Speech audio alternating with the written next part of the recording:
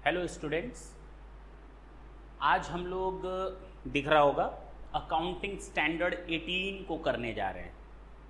Related party, ये related party disclosures क्या होते हैं? अगेन, जिस तरह हमारा सेगमेंट रिपोर्टिंग डिस्क्लोजर स्टैंडर्ड था, means the main motto of that standard was to disclose the things. Financial statement यानी बैलेंस शीट और ट्रेडिंग पीएल में nothing to do, but yes we have to disclose some matter. In the same way here under accounting standard 18 related party disclosures में भी हम disclosures की बात करेंगे। किसकी बात करेंगे? डिस्क्लोजर्स की बात करेंगे। यानी ये स्टैंडर्ड भी हमारा डिस्क्लोजर्स को लेकर के फोकस करेगा। सर ये है क्या?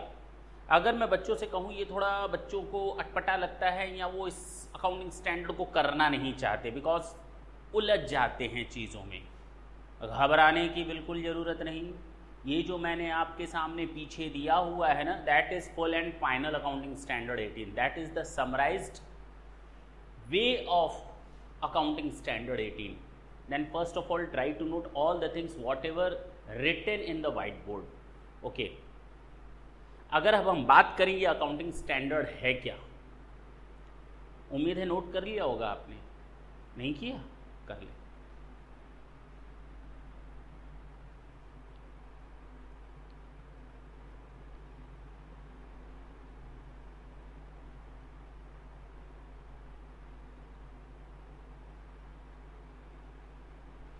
चलिए आते हैं अपने काम की बात पर। रिलेटेड पार्टी डिस्क्लोजर्स में अकाउंटिंग स्टैंडर्ड 18 इन टोटालिटी 5 पार्ट में बांटा गया है। इन टोटालिटी 5 लोगों को रिलेटेड पार्टीज माना गया है। इन टोटालिटी 5 लोगों को रिलेटेड पार्टीज माना गया है। इंडिविजुअल, केएमपी एंड एंटिटी, ये तीनों हम लास्ट में देखेंगे। ये 3 चीज़, individuals, KMP means key management personnel, and the last one as an entity. ये 3 चीज़ें हम लोग लास्ट में डिस्कस करेंगे and it won't take more than 5 minutes, 5 to 6 minute it will be covered. But we have to discuss a lot with point number 1 and point number 2। Matter देखने से ही पता चल रहा होगा कि इसमें कुछ है, इसमें कुछ खास है। लेकिन point number 3, point number 4 and point number 5, इसमें हम लोग को ज़्यादा झंझट नहीं लगेगा और बहुत आसानी के साथ हम लोग का ये अकाउंटिंग स्टैंडर्ड कवर होगा, बशर्ते अगर आपने इस पूरे अकाउंटिंग स्टैंडर्ड के चार्ट को, डायग्राम को अपनी कॉपी पर नोट कर लिया। अब मैं जो बोलूँगा उसको आप अपनी नोटबुक के साथ मैच कराते जाएंगे। It is so easy. अच्छा सर, आप स्टार्ट तो करिए। रिलेटेड पार्टी डिस्क्लोजर्स में रिलेटेड पार्टीज इन 5 लोगों को माना गया है। रिलेटेड पार्टीज डिस्क्लोजर्स में रिलेटेड पार्टी इन 5 लोगों को माना गया है। इसके पहले एक क्वेश्चन फिर आता है कि सर ये रिलेटेड पार्टी डिस्क्लोजर कौन दिखाता है अपने डिस्क्लोजर्स में? तो मैं बता दूं, ये केवल कंपनीज का मैटर नहीं है। कोई भी ऐसी कंपनी जिसके शेयर्स और डिवेंचर्स स्टॉक एक्सचेंज में लिस्टेड हैं या लिस्टेड होने की लिस्टिंग की प्रक्रिया में हैं, जिसके शेयर्स और डिवेंचर स्टॉक एक्सचेंज में लिस्टेड हैं या लिस्टिंग के प्रोसेस में हैं। Is it clear? पहला, केवल और केवल कंपनी ही अपने फाइनेंशियल स्टेटमेंट में AS 18 को फुलफिल नहीं करेगी, बल्कि कोई भी दूसरा ऑर्गेनाइजेशन, चाहे वो प्रोप्राइटरशिप हो, पार्टनरशिप हो, AOP हो, कंपनी हो, what ever the case is. मैं फिर से बोलता हूं, अकाउंटिंग स्टैंडर्ड 18 केवल कंपनियों को डिस्क्लोज करना नहीं, ना, केवल वो शामिल नहीं है। वो वही कंपनियां शामिल हैं जिनका शेयर या डिवेंचर स्टॉक एक्सचेंज में लिस्टेड है या लिस्टिंग की प्रोसेस में है। दूसरा, कोई भी ऐसा एंटिटी या कोई भी ऐसा ऑर्गेनाइजेशन रिपोर्टिंग एंटिटी कहलाया जाएगा अगर उसका टर्नओवर 50 करोड़ 50 करोड़ को क्रॉस कर गया हो, 50 करोड़ को क्रॉस कर गया हो, यानी 50 करोड़ से ज़्यादा टर्नओवर वाले इंडस्ट्री या ऑर्गेनाइजेशन या किसी भी एंटिटी पर ये अकाउंटिंग स्टैंडर्ड 18 एप्लीकेबल है। यानी 2 लोग, डिवेंचर और शेयर्स जिसके लिस्टेड हो चुके हैं, लिस्टिंग के प्रोसेस में हैं, और दूसरा जिसका टर्नओवर कोई भी ऑर्गेनाइजेशन जिसका टर्नओवर 50 करोड़ से अधिक है। मैं फिर बोलता हूँ, they are 5 categories. Number 1 categories an entity, लिखा होगा entities. Entities are our related parties, entities are our related parties. Our मतलब I am a reporting entity, our मतलब I am a reporting entity. I am a reporting entity which fulfills both of these two condition, or any one of these two condition. First one, if I am a company and my shares or debentures are listed in stock exchange or under the process of listing. And the second one, I am not a company, I am other than that company which is above, A above, but yes, I am a firm, I am an organization whose turnover is in excess of rupees 50 crores. Is it clear? Then मैं reporting entity हूँ, मैं as a reporting entity अपने financial statement के disclosure में क्या disclose करने जा रही हूँ, मैं ये डिस्क्लोज करूँगी, चेंज हो गया, मैं करूँगा। एंटिटीज़ वो मेरे मैं रिपोर्टिंग एंटिटी, वो मेरे रिलेटेड पार्टीज़, वो एंटिटीज़, ये एंटिटीज़ मेरे रिलेटेड पार्टीज़, मुझे इनके बारे में डिस्क्लोज करना है अपने फाइनेंशियल स्टेटमेंट में। मैं रिपोर्टिंग एंटिटीज़ और ये एसोसिएट्स एंड जॉइंट वेंचर, ये मेरे रिलेटेड पार्टीज़, मुझे इनके बारे में भी अपने फाइनेंशियल स्टेटमेंट में डिस्क्लोजर करना है। मैं रिपोर्टिंग एंटिटी, ये इंडिविजुअल और इसके रिलेटिव मेरे रिलेटेड पार्टीज़, मुझे इनके बारे में भी अपने फाइनेंशियल स्टेटमेंट में डिस्क्लोजर करना है। मैं रिपोर्टिंग एंटिटी, मैं रिपोर्टिंग एंटिटी और मेरे KMP की मैनेजमेंट पर्सनल्स और उनके रिलेटिव्स मेरे लिए रिलेटेड पार्टीज़ हैं। मैं एक रिपोर्टिंग एंटिटी और कोई दूसरी एंटिटी, देखा जाएगा कौन सी एंटिटी, वो भी मेरी रिलेटेड पार्टी कहलाएगी, और इन रिलेटेड पार्टीज़ के साथ किए गए ट्रांजैक्शंस को हम अपने फाइनेंशियल स्टेटमेंट में डिस्क्लोज करेंगे। सर क्या करेंगे डिस्क्लोज करके, क्या फ़ायदा होगा? एक बात बताएं, सबसे बड़ी चीज़ इस अकाउंटिंग स्टैंडर्ड के साथ ये है, अगर मैं अपनी फाइनेंशियल स्टेटमेंट आपको सौंप दूँ और उसमें परचेज सेल ये सारी चीज़ें लिखी हुई हैं, अगर उस फाइनेंशियल स्टेटमेंट को देखने के बाद अगर आप ये ना पता कर पाएँ कि मैंने कौन सा ऐसा ट्रांजैक्शन अपने बिजनेस में किया है जो ऐसे लोगों के साथ किया है जो मुझसे क्लोज हैं, जो मुझे इन्फ्लुएंस कर सकते हैं, जिनको मैं कंट्रोल करता हूँ, जिन्हें मैं गवर्न करता हूँ, या जिनकी मैं होल्डिंग कंपनी हूँ, या जिनकी मैं सब्सिडरी कंपनी हूँ, या मैं अंडर द सेम मैनेजमेंट, क्या सिस्टम है, अगर हम लोगों ने ऐसे लोगों के साथ कोई ट्रांजैक्शन किया है, are you not curious to know about the value, about the quantity or the fairness of the financial statement? Yes ना? आप भी चाहते हो कि हमें फाइनेंशियल स्टेटमेंट देखने से हर एक वो चीज़ पता चल जाए जो हमारे डिसीजंस को अफेक्टेड कर सकती है, वो आप चाहते हो। तो हमारी इस चीज़ को पूरा करने के लिए मीन्स मैं रिपोर्टिंग एंटिटी, हमारी इन चीज़ों को पूरा करने के लिए अकाउंटिंग स्टैंडर्ड 18 बना, जो एक मैंडेटरी रिक्वायरमेंट करता है एक एंटिटी से, रिपोर्टिंग एंटिटी से, कि आप अपने रिलेटेड पार्टीज़ के साथ कोई ट्रांजैक्शंस करेंगे तो उन ट्रांजैक्शंस के बारे में डिस्क्लोजर देंगे। इन आर वेरी नेक्स्ट क्लास, जब आज ये ख़त्म हो जाएगा, आज लंबी क्लास नहीं चलेगी क्योंकि ये इतना अच्छा अपने आप में है कि आपको इसको समझने में भी टाइम लगेगा घर पे।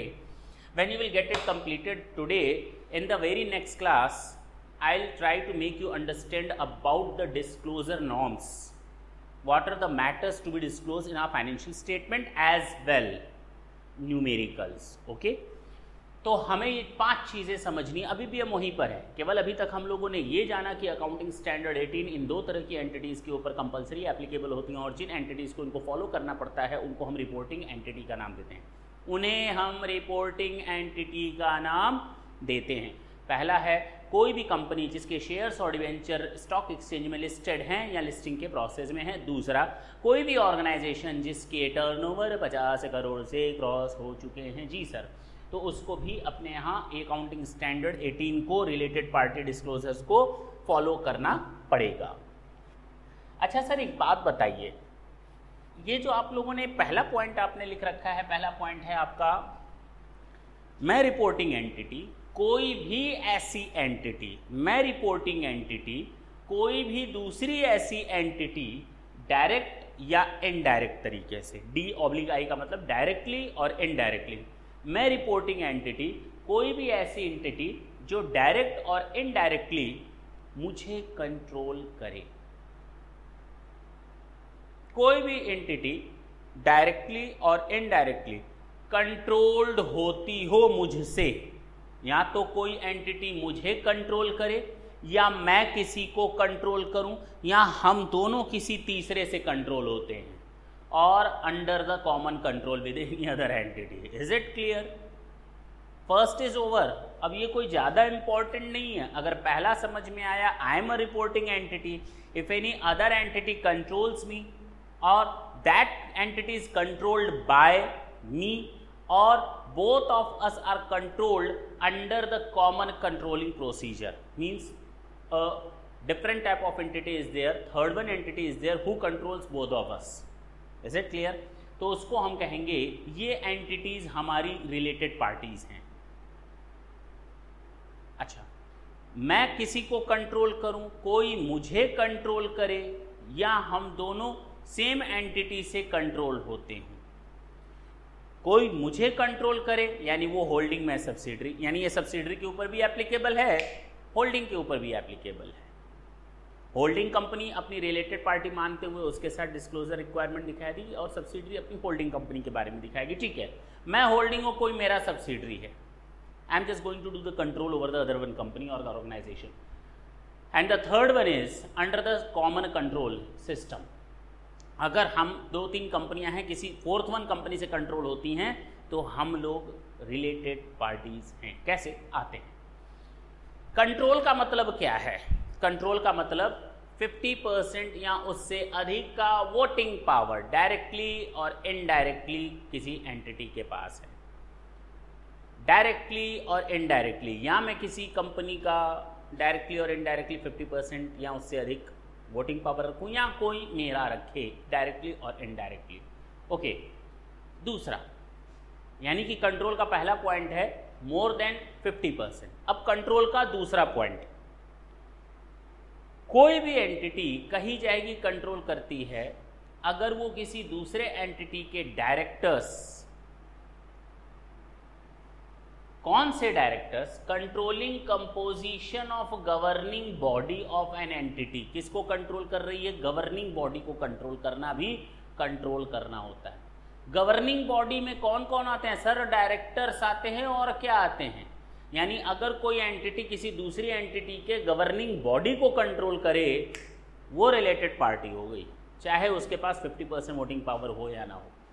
Is it clear?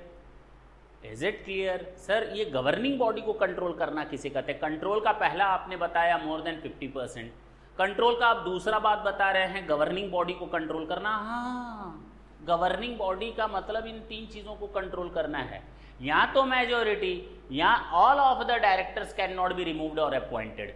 मैं किसी कंपनी के कंपोजिशन, गवर्निंग बॉडी के कंपोजिशन को कंट्रोल करता हूं, इसका मतलब मैं किसी कंपनी के गवर्निंग बॉडी को कंट्रोल करता हूं का मतलब हुआ कि मेरी इजाज़त के बगैर majority of the directors of other entity और all the directors can not be removed और अपॉइंटेड। Is it clear? तो मैंने कंट्रोल किया ना दूसरी कंपनी को, मेरे पास वोटिंग राइट्स नहीं है, I don't have any share holding, but I have a controlling power. I can govern the composition of board of directors. Okay. लेकिन कभी कभी हम डीम्ड कंपोजिशन, डीम्ड गवर्नेंस भी मान लेते हैं डायरेक्टर्स पर या सिस्टम पर। कब?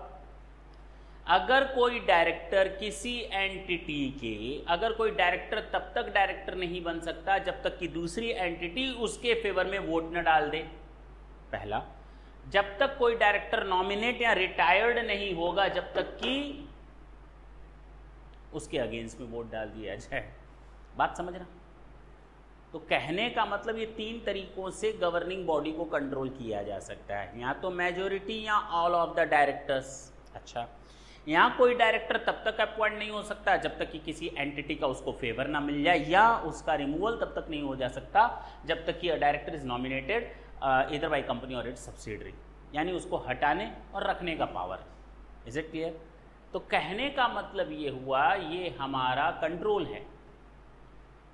अब मैं फिर से पढ़ता हूं और बहुत आसानी के साथ समझ में आएगा।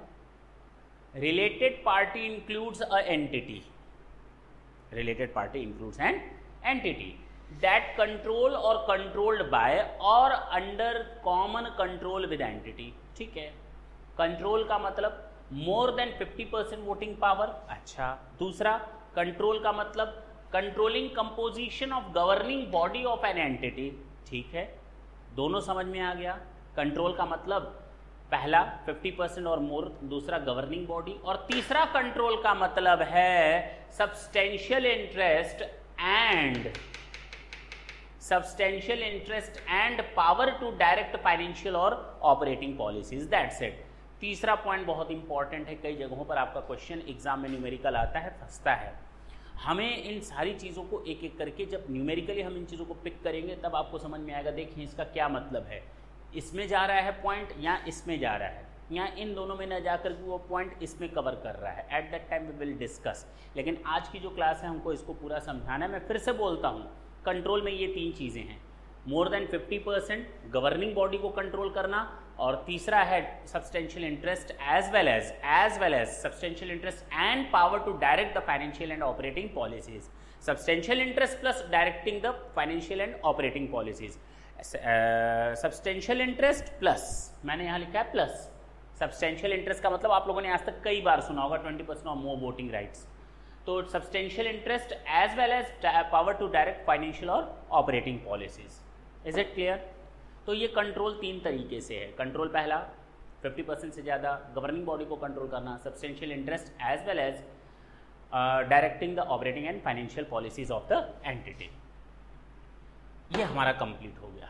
गवर्निंग बॉडी का मतलब समझ में आया? जी सर, गवर्निंग बॉडी का मतलब समझ में आया। मेजोरिटी और ऑल ऑफ द डायरेक्टर्स, किसी डायरेक्टर को अपॉइंट नहीं कर सकते हैं, कोई रिमूव नहीं हो सकता। हमारा पॉइंट नंबर 1 ओके है, कोई दिक्कत नहीं आई। मैं फिर से अगर एक बार बोलूँ तो कोई दिक्कत नहीं होनी चाहिए। सुनने में क्या बुराई है? सुनने में कोई बुराई है क्या? नींद नहीं ना आ रही? अच्छा, मैं फिर से बोलता हूँ, कोई भी एंटिटी जो कंट्रोल या कंट्रोल्ड बाय और under the common control by an entity हो। कंट्रोल का मतलब तीन चीज़ों से, पहला 50% से ज़्यादा का वोटिंग राइट, दूसरा गवर्निंग बॉडी को कंट्रोल करना। गवर्निंग बॉडी का मतलब मेजोरिटी और ऑल ऑफ द डायरेक्टर्स, और कोई एक डायरेक्टर तब तक डायरेक्टर नहीं बन सकता जब तक कि उसको फेवर ना मिल जाए या निकाला नहीं जा सकता। और तीसरा है सब्सटेंशियल इंटरेस्ट कंट्रोल का मतलब plus substantial interest as well as the directing the operating and financial policies of an entity. तो यहाँ तक तो हमारा क्लियर हो गया। अब हम आते हैं पॉइंट नंबर 2 पर। 1 मिनट में देता हूँ, पॉइंट नंबर 1 को थॉरोली स्टडी कर लें।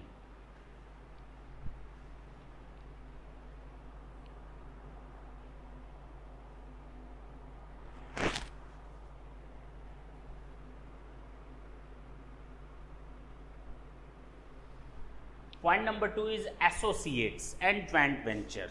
2 पार्ट में बांट लेना, associates and joint ventures. They are related parties. Associates and joint ventures, they are related parties. X limited, Y limited ने मिल करके ज्वाइंट वेंचर का काम किया, तो उस एक काम को कहेंगे एक्स लिमिटेड, और वाई लिमिटेड ने मिलकर जेड लिमिटेड खोला किसी काम को करने के लिए। तो ये जो जेड लिमिटेड है वो ज्वाइंट वेंचर है, और उसमें ज्वाइंट वेंचरर हैं X limited and Y limited. Is it clear? तो ज्वाइंट वेंचर एंड वेंचरर्स। जबकि एसोसिएट्स का मतलब होता है associates with respect to investor और इन्वेस्टिंग एक्टिविटी एंटिटी। एसोसिएट्स जब भी आप बात करेंगे इन्वेस्टर्स के साथ बात करेंगे, ज्वाइंट वेंचर जब बात करेंगे तो वेंचरर्स के साथ बात करेंगे। अब जरा इसको मैं पढ़ता हूँ, ढंग से सुनेंगे और पढ़ने का तरीका। एसोसिएट्स छोड़ दें, of reporting entity and investing party. तो associates and investing party, joint venture और वेंचरर्स। Is it clear? तो इसको पढ़ने का तरीका ऐसा है कि joint venture and venturers, associates and investing entity. अगर हम बात करें, या इन्वेस्टर्स आप बोल सकते हैं। अगर हम बात करें एसोसिएट्स कौन होते हैं, कौन होते हैं एसोसिएट्स, कौन होते हैं ज्वाइंट वेंचर, तो पहले हम ज्वाइंट वेंचर की बात कर लें। It is an economic activity. X limited, Y limited मिलकर के जेड लिमिटेड खोल रहे हैं। It is an economic entity which is jointly controlled by X limited और वाई लिमिटेड मिलकर के जेड लिमिटेड ओपन कर रहे हैं किसी काम को करने के लिए। विच इज ज्वाइंटली कंट्रोल्ड, और उस पर कंट्रोल एक्स लिमिटेड का भी है और वाई लिमिटेड का भी है, बाई टू और मोर पार्टीज, ये टू लिखा हुआ है, by two or more parties as per agreement, and in this case the parties means the venturers X limited and Y limited govern the financial and operating policy of Z limited. Is it clear? तो joint venture तो sir बहुत आसान था, joint venture में कोई दिक्कत नहीं है. Joint venture means it is an entity, it is an entity and which starts an economic activity by two or more parties, जिसको हम joint venturers कहते हैं, for the purpose of doing an economic activity for economic benefit. Is it clear? And the third one thing means the joint venture is controlled by these entity. Is it okay? जी sir.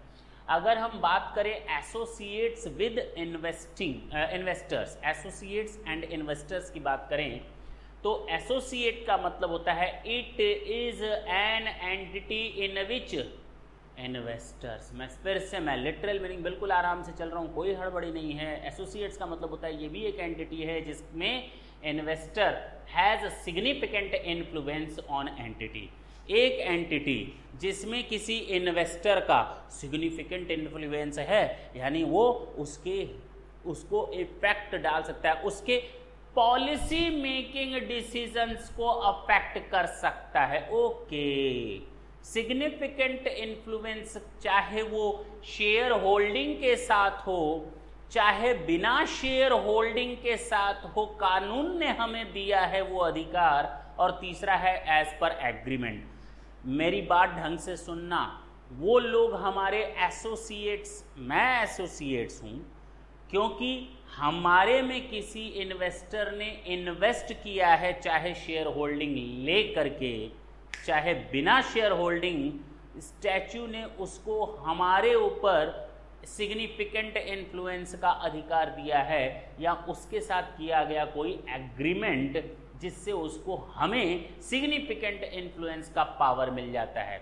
यानी कोई भी ऐसा investor जो investor जो entity में significant influence रखे वो रिलेटेड पार्टी है. तो associates with investor, it is an entity in which investor has significant influence on entity. It is a right to participate in financial और operating policy decisions of an entity, but not to control those, but to influence the process. They don't have any right to control. अगर किसी company में मैंने 30% share ले लिए तो I don't have any control over that entity, but I have the power to influence the decision making process, cause I have substantial amount of shareholding जिसको हम use करके सामने वाले के डिसीजंस को तो बदल तो नहीं सकते लेकिन अफेक्ट जरूर कर सकते हैं, but not to control those but to affect और इन्फ्लुएंस, चाहे शेयर होल्डिंग के थ्रू हो, चाहे स्टैच्यू के थ्रू हो, चाहे एग्रीमेंट के थ्रू हो. मुझे नहीं लगता कि अब एसोसिएट्स और investor and joint venture and venturers में कोई दिक्कत आएगी. अब तक हमने केवल दो चीजें देखी, कोई एंटिटी करे जो कंट्रोल और कंट्रोल्ड बाय और under the common control with an entity, जिसमें कंट्रोल का मतलब 50% से अधिक का वोटिंग पावर, दूसरा गवर्निंग बॉडी को कंट्रोल करना, और तीसरा substantial interest as well as operating and financial policy को अफेक्ट करना. ठीक है ना. अच्छा, गवर्निंग बॉडी का मतलब बताया गया था मेजोरिटी और ऑल ऑफ द डायरेक्टर्स. या कोई डायरेक्टर तब तक सेलेक्ट नहीं हो सकता जब तक कि एक एंटिटी उसके फेवर में वोट कास्ट न करे या नॉमिनेट नहीं हो सकता. In the same way second, associates with investors as well as joint venture with venturers. Joint venture एक इकोनॉमिक एक्टिविटी करने के लिए दो या दो से अधिक एंटिटीज मिल करके एक तीसरी एंटिटी को बनाती है जिसको हम ज्वाइंट वेंचर कहते हैं, और इन दोनों का उस ज्वाइंट वेंचर पर कंट्रोल रहता है ऑपरेटिंग एंड फाइनेंशियल पॉलिसीज पर, और इसके प्रॉफिट को वो लेने के लिए बनाते हैं. That is the definition of joint venture. Is it clear. अच्छा, एसोसिएट्स विद इन्वेस्टर्स, कोई भी इन्वेस्टर, देखो ना, it is an entity in which investor has significant influence on entity. It's a right to participate. ये 4th number तो ये 4th number, ये 3rd number तो ये 3rd नंबर, ये 5 नंबर तो ये 5 नंबर. समझ में आ रहा होगा. तो third number, it is an entity in which investor have significant influence, और सिग्निफिकेंट इन्फ्लुएंस का मतलब होता है ऑपरेटिंग एंड फाइनेंशियल पॉलिसीज को अफेक्ट कर रहा है, चाहे शेयर होल्डिंग के थ्रू, चाहे बिना शेयर होल्डिंग के, और चाहे तो तीसरा तरीका एग्रीमेंट के थ्रू।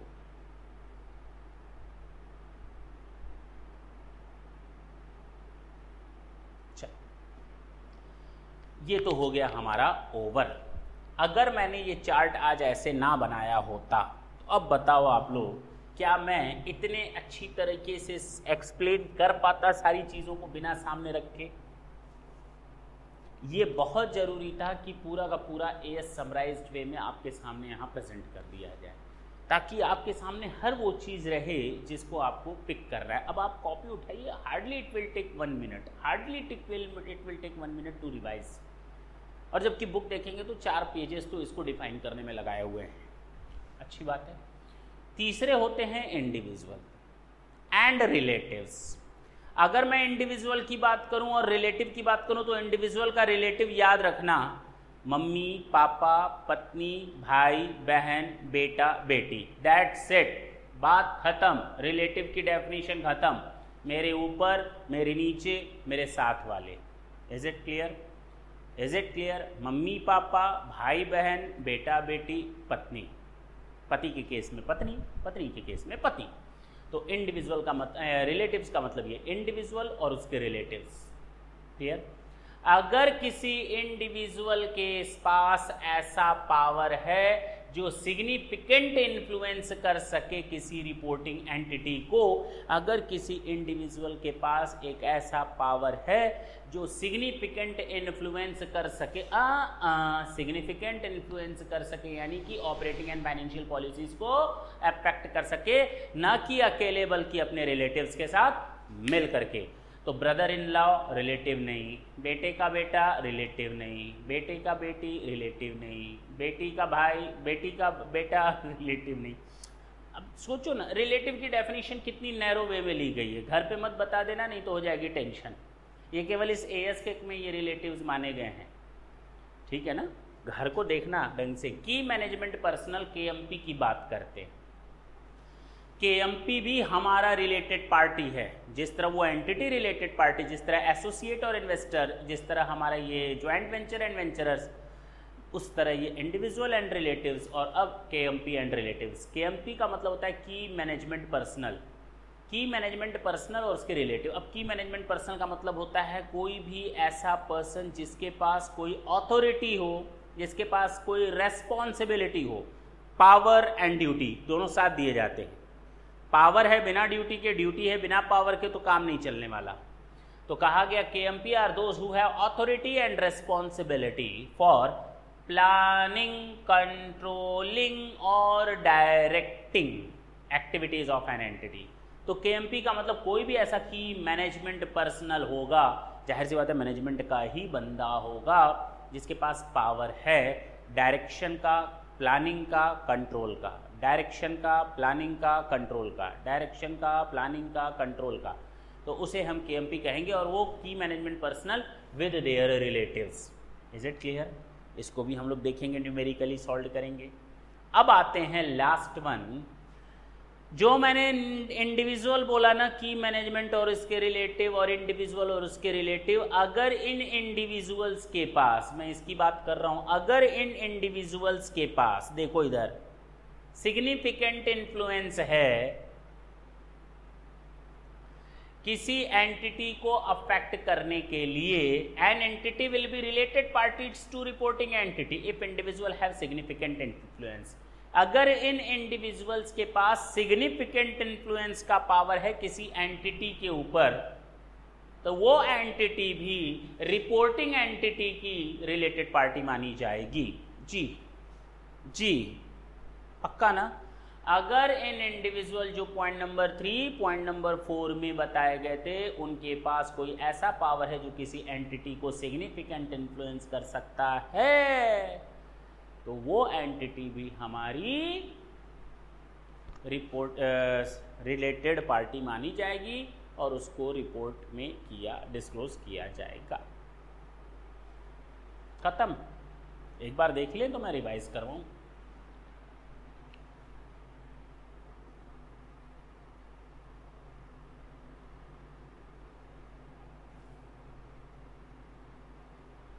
मैं फिर बोलता हूँ, this is our accounting standard 18 related party disclosures. दो तरह की एंटिटीज़ को कंपलसरीली फॉलो करना है इस अकाउंटिंग स्टैंडर्ड 18 को। पहला, कोई भी कंपनी जिसके शेयर्स और डिवेंचर्स स्टॉक एक्सचेंज में लिस्टेड हो चुके हैं या लिस्टिंग के प्रोसेस में हैं, और दूसरा, कोई भी ऐसी एंटिटी जिसका टर्नओवर 50 करोड़ से अधिक है, तो उसको भी related party disclosure accounting standard 18 को फुलफिल करना पड़ेगा। It is a disclosure statement, this is a disclosure standard, यानी इस पूरे स्टैंडर्ड का फोकस केवल डिस्क्लोज करना है।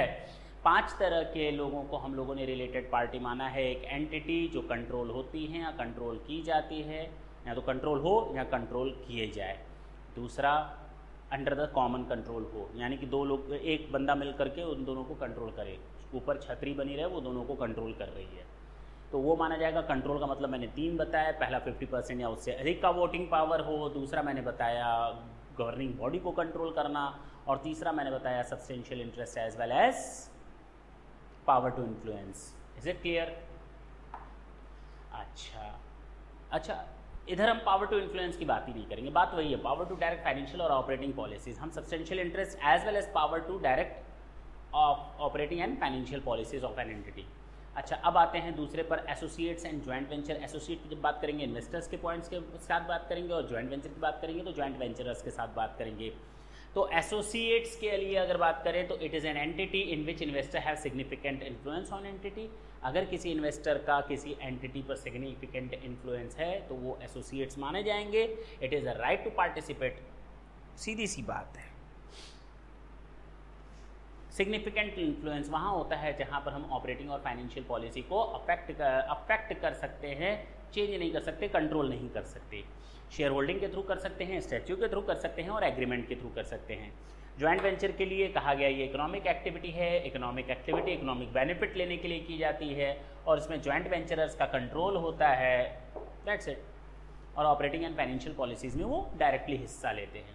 इंडिविजुअल एंड रिलेटिव्स का मतलब बता दिया, वो भी हमारी रिलेटेड पार्टीज होती हैं। अगर उन इंडिविजुअल एंड रिलेटिव्स के पास हमको सिग्निफिकेंट इन्फ्लुएंस का पावर हो, की मैनेजमेंट पर्सनल और उसके रिलेटिव्स भी हमारे रिलेटेड पार्टी माने जाते हैं। अगर उनके साथ कोई ट्रांजैक्शन हो रहा है तो की मैनेजमेंट पर्सनल का मतलब होता है कि ऐसा बंदा जिसके पास अथॉरिटी एंड रिस्पॉन्सिबिलिटी है प्लानिंग, डायरेक्टिंग एंड कंट्रोलिंग का।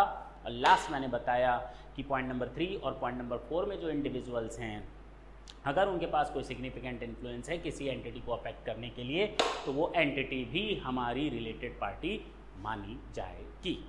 ध्यान देना, ये इंडिविजुअल है, पर्सन टू पर्सन, जैसे हम और आप। केएमपी भी इंडिविजुअल ही है जैसे हम और आप, लेकिन बाकी 3 में देखेंगे तो ये एंटिटी है, ये एंटिटी है, और ये भी एंटिटी ही है। Is it clear? जी सर, क्लियर है। नेक्स्ट क्लास में हम आपसे फिर मिलेंगे, लेकिन तब तक आप इस अकाउंटिंग स्टैंडर्ड को ढंग से तैयार रखेंगे ताकि हम उसके न्यूमेरिकल सॉल्व कर सकें। Thank you, thanks a lot.